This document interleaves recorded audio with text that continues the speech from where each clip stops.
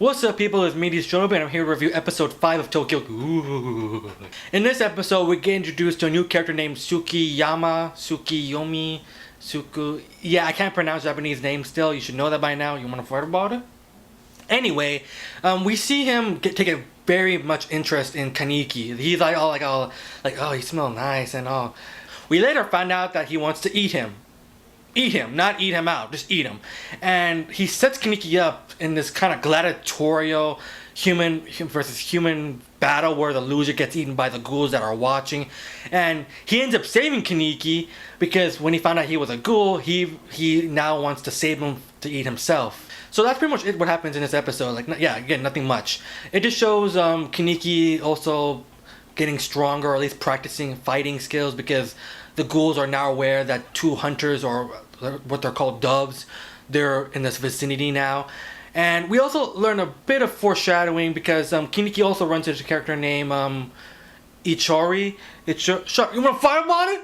And by her, we see a bit of foreshadowing where Kaneki asks about human, half ghouls, and it's apparently a legend, but it's pretty obvious that it's gonna be coming back later on. Maybe one of the hunters is a half human, half ghoul, because he's different. Even though he is that too, but he's a human that has ghouls organs inside of him. And we also learn a bit about Riz, the ghouls that try to eat him in the first episode. We learned that she was a bit of a troublemaker, and also she wasn't really fond of Toshi, that dude from Free, because she believes that he's trying to act more like a human because he's very civilized and he dresses up all nice, and pretty much he's a poser.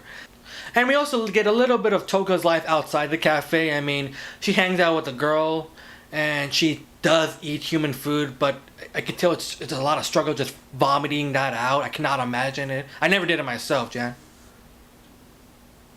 You were... what?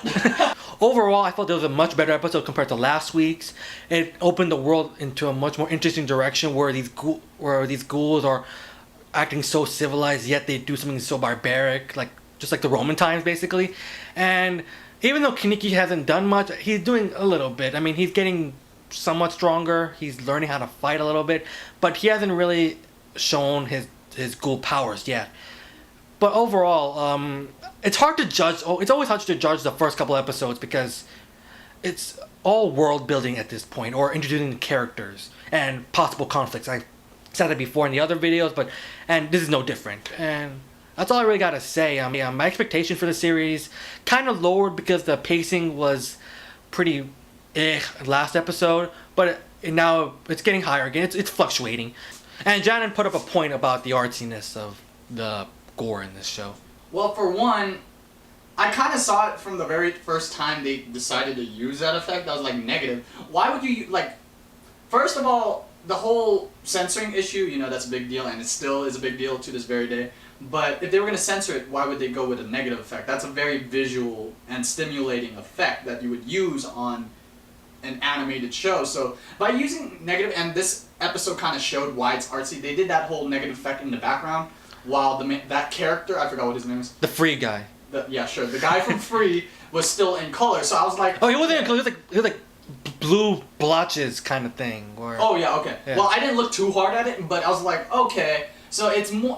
in my opinion, it seems like they're focusing more on the artsy aspect as opposed to censoring, because we've seen, shows that gone full force, or not at least as much as they can, like, Attack on Titan and stuff like that, that they didn't really censor it that much. It just blurred some scenes, and it's not... But very minimal, Yeah, right? very minimal. Very minimal, so why would a show at this kind of genre decide to do that and, do it so much, unless they are doing it for a different reason, which is, I think, now for the art of it. What about when they do the black blotches during the morning? I think that's still artsy, because, I've seen some animes where they do this censoring where it's real... there's this anime...